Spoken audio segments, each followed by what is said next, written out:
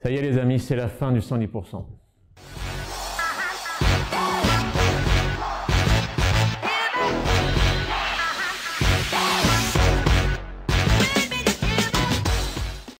Et tu vas le voir partout, c'est la fin du 110%, on peut plus investir sans mettre un seul euro et c'est vraiment la galère. Non, je déconne. En vrai, non, ça continue toujours et je vais t'expliquer les nouvelles règles bancaires en 2022, comment ça fonctionne et tu vas voir que ça change rien en fait.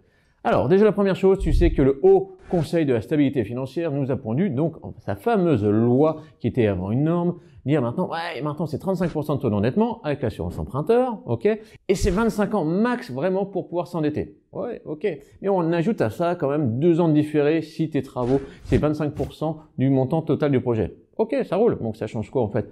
Rien, ok, bon déjà ça change rien. Qu'est-ce qu'on a d'autre qui vont encore évoluer? En fait, je vais te dire, il y a un truc pour tous les nouveaux investisseurs, vous avez tapis rouge, ça c'est clair. Les autres investisseurs, vous allez voir qu'on a d'autres petites choses à jouer et qu'il va falloir bien monter son dossier bancaire. Déjà, la première chose, c'est que les revenus fonciers est déjà établis, ceux-là, ils vont se prendre leur décote. Mais ça change pas parce qu'ils avaient déjà leur décote par les banques. Il y en a qui décotent à 70%, mais tu as des banques qui décotent à moins fort, donc il faudra bien les trouver.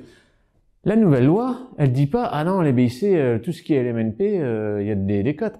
Il n'y a pas de décote, les copains, là-dessus. Donc, vous avez déjà bien compris que les revenus fonciers, en gros, il va falloir quand même abandonner ce schéma et se mettre uniquement en BIC, là où il n'y a pas de décote. Et c'est ça, quand même, qui est beau. Donc, ça veut dire quoi? C'est que la règle, elle est bien plus profitable pour nous, les investisseurs. Donc, ça, c'est cool. En fait, il y a boulevard. Il y a vraiment un boulevard. Pour les personnes qui veulent se lancer dans l'investissement immobilier, voilà, ils veulent acheter peut-être leur premier appartement. Ils disent, oui, mais il y a que les primo-accédants qui sont très, très favorisés. Alors déjà, non, ça c'est complètement faux. Et deuxièmement, tu peux acheter ton appart et puis au bout de 6 mois, tu dis, non, finalement, je vis plus dedans et puis je le mets en location. Tu as le droit de le faire aussi. Donc là, déjà, tu vois, tu dis, il y a pas mal de choses à faire. Donc le bullshit de, ça y est, c'est la fin des 110%, c'est des conneries.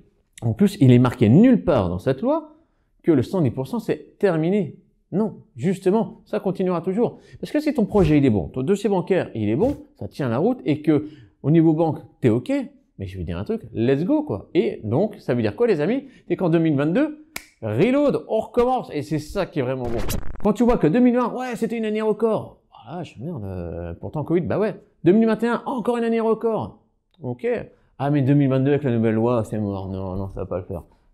Si, moi je vous garantis que ça va le faire encore. Parce que c'est les mêmes règles. Par contre, si tu viens avec un projet de merde pas rentable, c'est sûr qu'il faut pas se plaindre si t'as pas de prêt. Et c'est juste normal. Donc, sache bien monter ton dossier bancaire. Oui, mais Julien, il y a aussi le truc, le nombre de dossiers non conformes, ça doit atteindre 20% là maintenant. C'est la dérogation, c'est 20% pour les banques. Et ils n'auront pas le droit de déroger, sinon ils vont se prendre un blâme. Donc déjà, les blâmes, les banques, elles s'en foutent un peu. Et après, il y a les amendes. Et alors? Et alors, c'est quoi le problème? Tu sais, c'est quoi le taux en fait de dossiers non conformes, donc qui vont dans cette délégation? C'est 20,9%. Donc, excusez-moi, mais entre 20,9 et 20%, c'est minime. C'est vraiment minime.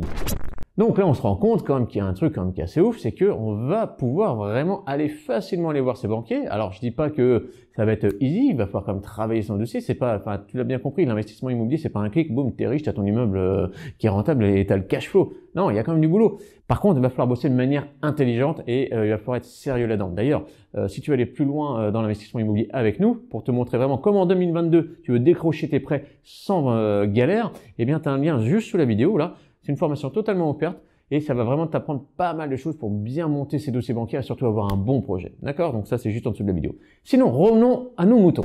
Donc ce qu'il faut bien voir, c'est qu'en 2022, le truc, c'est que c'est 35% de taux d'endettement. Donc, coût d'assurance, emprunteur, on négocie aussi tous les taux d'intérêt, on négocie tout. D'ailleurs, sachez que la renégociation de prêt, ce n'est pas dans du non conforme. C'est comme c'est déjà établi, ça va rentrer dans le stock des dossiers bancaires dans les autres 80%.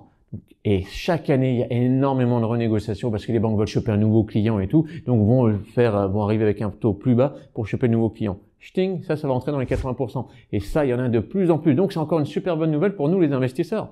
Il y a vraiment le boulevard. Par contre, il y a une chose quand même qu'il faut être sûr, c'est qu'il va falloir être au top niveau sur ces investissements, sur ces dossiers, sur ces projets.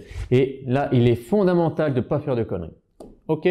Donc, ce qu'il faut retenir dans cette vidéo, c'est quoi? C'est les 25 ans maximum d'emprunt, dont 2 ans de différé en plus qu'on peut rajouter, 35% de taux d'endettement. Ça, c'est canon.